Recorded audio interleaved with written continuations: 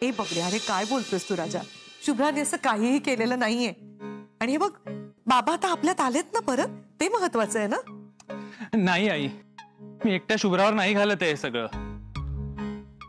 खरं तर तिची चूक नाहीच आहे, चूक ना माझी आहे. हे बघ सोहम, यात कोणाचीच चूक नाहीये.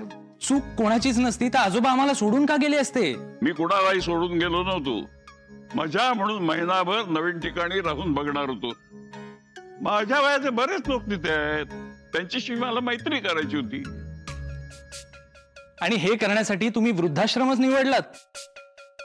आजोबा, इतकंच होतं तर जायचं होतं ना चारधामला. तिथे तुमचे नवीन मित्र सुद्धा झाले असते आणि नवीन जागा सुद्धा फिरायला मिळाली असती तुम्हाला. हे बघा आजोबा, उगाच सारवासारव नका करू. अरे पण सोहम, तू त्यांचं ऐकून तर घे. आई मला सांग, तू इतके वर्ष त्यांच्या सोबत होतीस तेव्हा त्यांना कधीच जावंसं नाही वाटलं का फिरायला?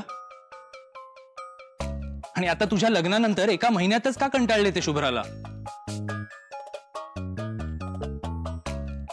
आई विचार कर, शुभ्राच्या जागी जर का तू असतीस, तू त्यांची इतकी काळजी घेत असतीस आणि आजोबा असे न सांगता आश्रमात निघून गेले असते, तुला चाललं असतं? तू कधी स्वतःला माफ करू शकली असतीस आई?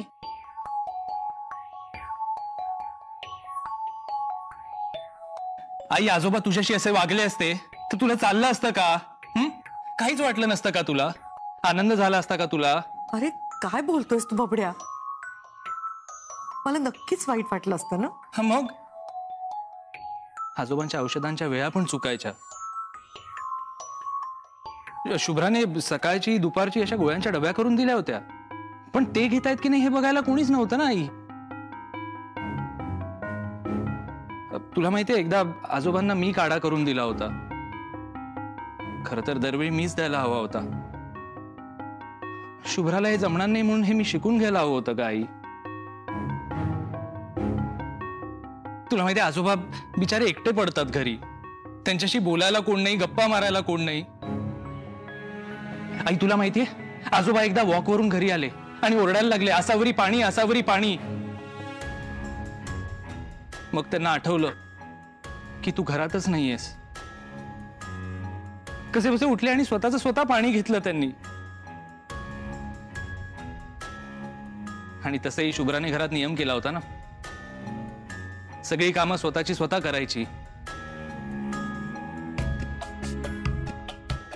तो नियम माझ्यासाठी नव्हता, शुभ्राने मला आधीच सांगितलं होतं तसं. आजोबा दुपारचं जेवण तुम्ही थंड नाही का जेवत? तुम्हाला झेपत नव्हतं तरी पण तुम्ही स्वतः वाढून घ्यायचा ना. अरे झालं असेल एकाच वेळ. आई तुला आठवतंय, एकदा तू आणि शुभ्रा बाहेर गेला होतात आणि तुला यायला उशीर झाला होता. आजोबांची जेवणाची वेळ होती आणि किती गोंधळ घातला होता आजोबांनी. तू घरातून गेलीस नाही तेव्हा अनेक वेळेला अशा गोष्टी घडल्या, पण आजोबा शुभ्राला काहीच बोलले नाही. त्यांचं प्रेम आहे ना तिच्यावर. तू बघितलं आजोबा किती बदललेत ते शुभ्रासाठी. अरे सोम्या, नाही आजोबा, तुम्ही बरोबर केलं.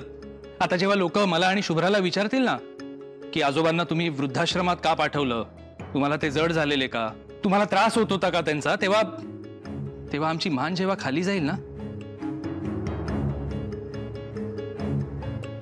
तीच लायकी आहे आमची.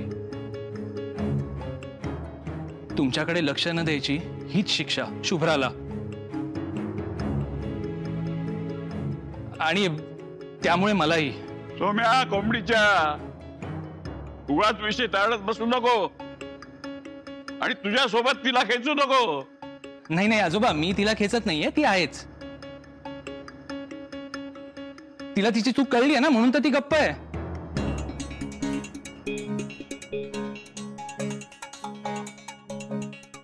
पण तिच्या वतीने मी माफी मागतो आजोबा, मला माफ करा. सोहम एक मिनिट. हे बघ, आता सगळ्यात महत्वाचं काय आहे, दत्ताजी परत आलेत ना, ते आपल्या बरोबर आहेत. यापेक्षा काय हवंय आपल्याला सांग. हे बघ, हा विषय आता इथे बंद कर, यावर चर्चा नको. आसावरी, सगळ्यांना भूक लागली असेल, सर आपण जेवणाचं बघू. सर तुम्ही आजोबांची औषधं आणली आहेत का? अगं मी त्या, नाहीतर मी आणि सोहम घेऊन येतो.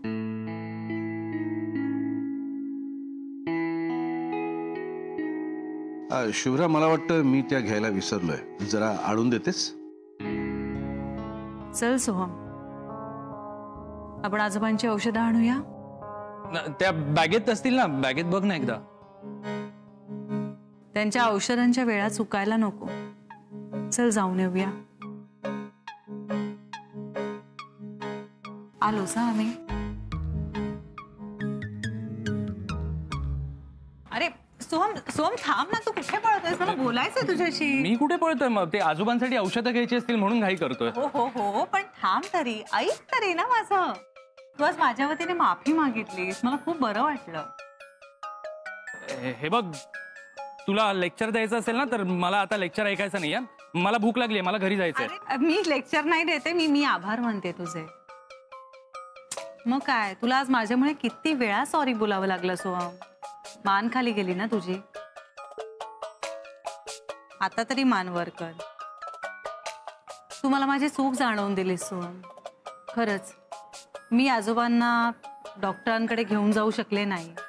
माझ्यामुळे ते हरवले आणि उगाच ते घरी असताना मी वाद उकरून काढत होते. आणि हो, तू जे म्हणालास ना की मी म्हातारा होईपर्यंत जगणारच नाही, ते तर त्यांनी ऐकलंच नव्हतं. कन्फर्म ऐकलं नव्हतं. त्यामुळे मनाला तर लागलंच नव्हतं त्यांच्या. एक मिनिट, मला वाटेल ते मी बोललो. काय काय चुकीचं बोललो आणि त्यांना का लागेल ते? तुला आरोप करायचेच आहेत का? हा, मला चुकीचं दाखवूनच द्यायचंय का तुला? नाही, तसं असेल तर ठीक आहे, तू एक काम कर, चिडचिड काढ माझ्यावर, तू ओरड मला. हा, नाहीतर आत्ता आपण वर जाऊया, आजोबांसमोर विषय काढून ना सगळं क्लिअर करूया. हा चल. ए सोहम, का विचारूया ना त्यांना. मी म्हातारा होईपर्यंत जगणार नाही हे त्यांनी ऐकलंय का? तसं असेल तर मारा, मला ओरडा. काय ना, शुभ्रा चुकीची नाहीच आहे, चुकीचा मीच आहे. मीच हलकट आहे ना. सोहम पुरे, मला आजोबांसमोर हा विषय काढायचा नव्हता, कळलं? म्हणून मी तुला इथे बोलवलं. मला हे सांगायचं होतं, ह्याच्या पुढे जर भांडायचं असेल ना, वाद घालायचे असतील तर ती डिस्कशन्स आपण घरातल्यांसमोर नाही करायची. आपण जे काही वाद घालतो त्याचा आपल्या घरच्यांवर, आजोबांवर, त्यांच्या मनावर खूप परिणाम होतो. आणि म्हणून मी आता वरती गप्प होते आणि ह्याची काळजी आता आपण घेत जाऊया. मी कधी वाद घालतच नाही, सुरुवात नेहमी तूच करतेस. करेक्ट. तू चुकीचा असूच शकत नाहीस ना, कारण तू आईंचा लाडका बबड्या आहेस ना. हे बघ, हेच हेच म्हणतोय मी. आत्ता सुद्धा तुला वाद घालायचंय. ओके सॉरी, मला संपवायचंय हे सगळं. आणि जर आपल्याला वाद घालावासा वाटला, आपल्याला भांडावंसं वाटलं तर हे असे भेटत जाऊ आपण आणि इथे बोलत जाऊ, ठीक आहे? पण ह्याच्या पुढे आपण घरी काहीही बोलायचं नाही.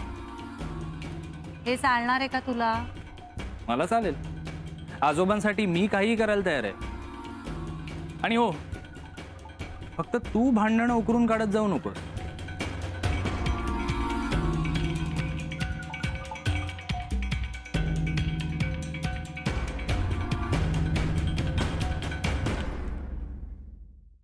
द्या, मी आजोबांना देतो. अरे घ्या आजोबा.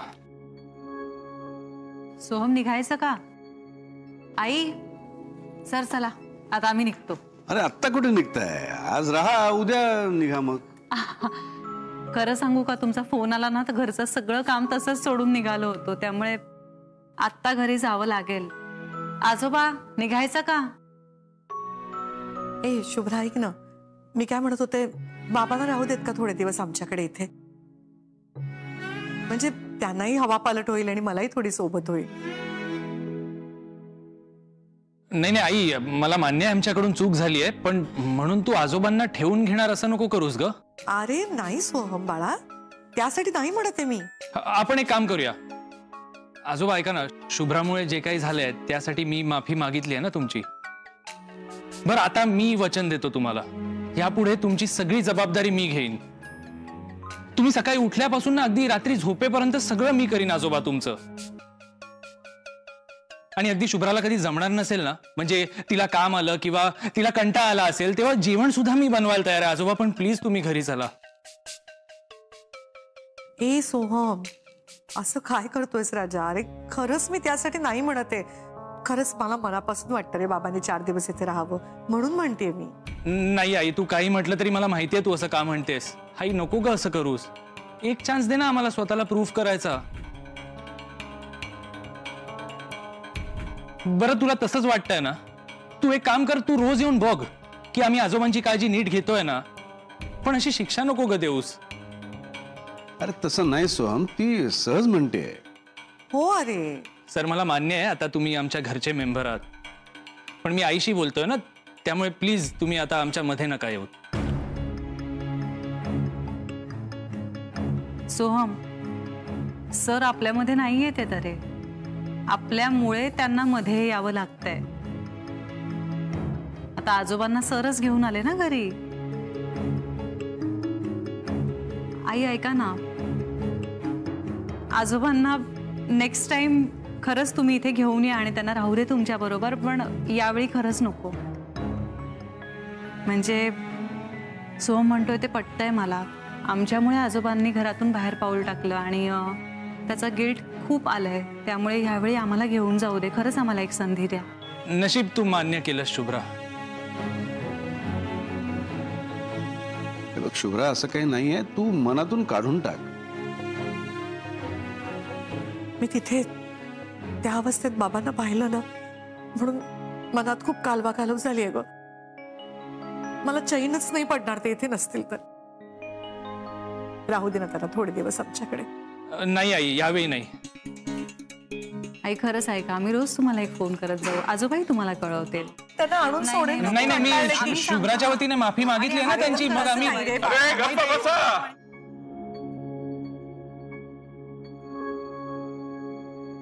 सर्वात आधी मला सांगायचंय की वृद्धाश्रमात जाण्याचा निर्णय माझा होता. मी तुमच्या कुणाच्याही चुकीमुळे घर सोडून गेलो नव्हतो आणि शुभ्राच्या तर नाहीच नाही. त्या मुलीनं माझा खूप छान सांभाळ केला. असावरी तुझ्यापेक्षाही जास्त काळजी घेतली तिनं माझी. मला माझ्या घरी सहजीवनला परत जायचंय. मी जावयाच्या घरात राहणार नाही. राग नका मानू, पण या बाबतीत मी अजूनही जुन्या विचारांचा आहे.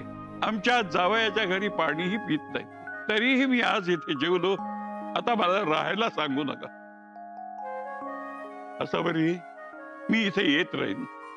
तू माझी काळजी करू नको. शुभ्रा आहे बघायला. हा, आणि मी उद्या सुट्टी टाकतो शुभ्रा. मी काळजी घेईन आजोबांची. सोम्या, तू आधी स्वतःची काळजी घ्यायला शिक. माझ्यासाठी उगाच त्रास घेऊन ओढाताण करून कष्ट घेणार नसाल तरच मी आपल्या घरी येईन, नाहीतर मी आपला परत. हो हो आजोबा, ठीक आहे, तुम्ही म्हणाल तसंच होईल. पण प्लीज आता घरी चला. चला चला. बाबा सावकाश बाबा, सांभाळ. चला आसावरी, मी यांना सोडून येतो. हो शुभ्रा बाळा, बाबांचं सगळं सामान घेतलंस ना नीट? हो घेतलंय. मी बॅग ठेवतो गाडीत.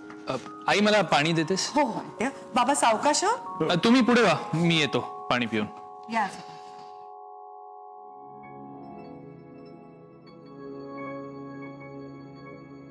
घे बाबे.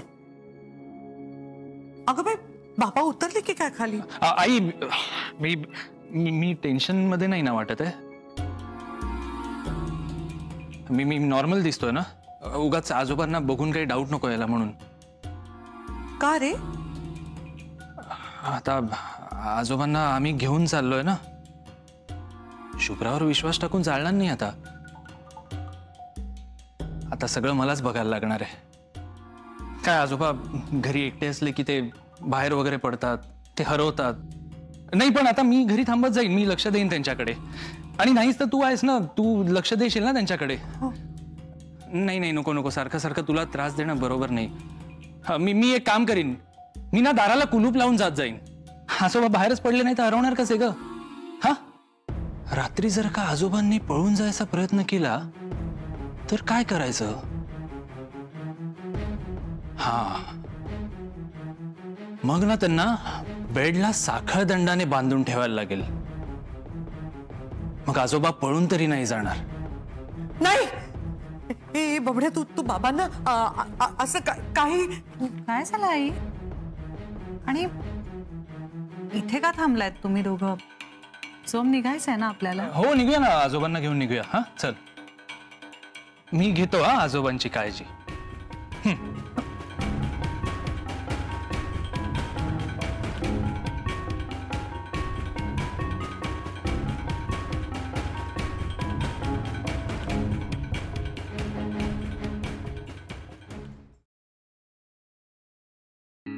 शुभ्रा, काय आजोबा, काही हवंय का अजून?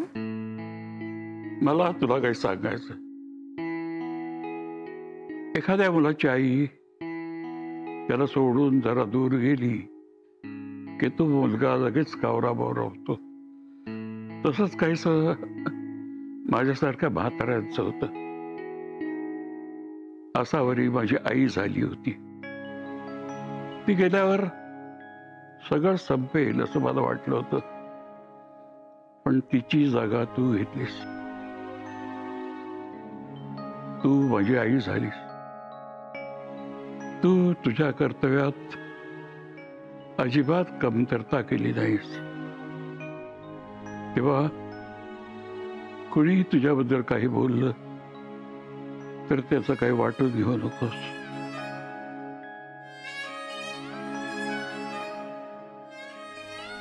आजोबा प्लीज, तुम्ही परत असे सोडून जाऊ नका मला कधीच. नाही, नाही जाणार, कधीच नाही जाणार.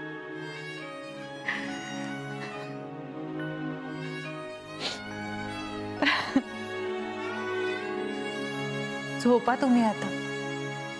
जाता आता माझा फोन चार्जिंगला लावून जा. हो हो आजोबा, सायलेंटवर ठेवते, सकाळी काढीन सायलेंटवरनं.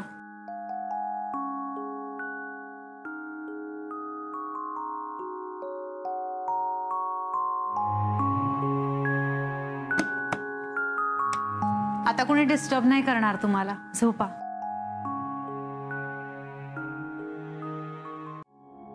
बाबा फोन का उचलत नाहीयेत? काय झालं असेल? अगं झोपले असतील ते. दिवसभर खूप दगदग झाली त्यांची, दमले असतील. बाबा एकटे नसतील ना? बाबाला बंद करून ठेवलं तर त्यांना नाही आवडणार हो. बंद? कोण बंद करणार त्यांना? नाही नाही, कोणी नाही. बाबा पोचले असतील ना तिथे? हो असावरी, शुभ्राचा फोन आला होता. हो का? बाबांना प्रवासाचा त्रास नसेल ना झाला?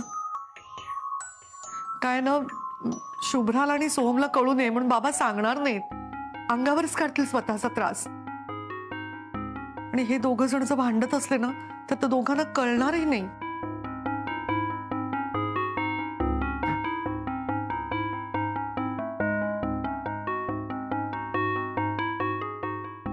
अहो अहो, काय झालं? काय करताय तुम्ही? अहो तुम्ही माझी बॅग, अहो सांगा ना मला, बोला ना, काय झालंय? अहो तुम्ही तुम्ही माझ्या साड्या का भरताय त्या बॅगेत? अहो ऐका ना, सांगा ना मला, काय का असं करताय तुम्ही?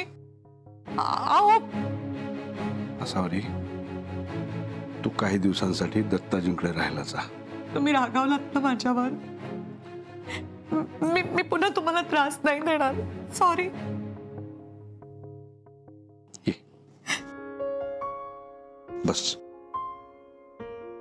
हे बघ, मी रागावलेलो नाहीये आणि मला त्रासही होत नाही. सध्या दत्ताजींना तुझी जास्त गरज आहे. इतक्या वर्षांची सवय आहे, ती अशी सहजासहजी कशी सुटेल सांग मला. जे काय घडलं ना, त्यांनी सगळेच खूप धास्तावून गेले. शुभ्रा सोमला या क्षणी तुझी जास्त गरज आहे. आपल्या घराची घडी परत नीट बसवायची असेल तर तुला तिथे जाऊन काही दिवस राहावं लागेल. सगळं छान मार्गी लाव. मी इथे आहे, चिप्पात काळजी करू नकोस. आणि एक गोष्ट पक्की लक्षात ठेव ना, मी तुला कुठे जायला सांगतोय न तू हे घर सोडून कुठे जातेस. हे आपलं 5 जणांचं कुटुंब आहे आणि तू आपल्याच कुटुंबाकडे चाललीस. थँक्यू.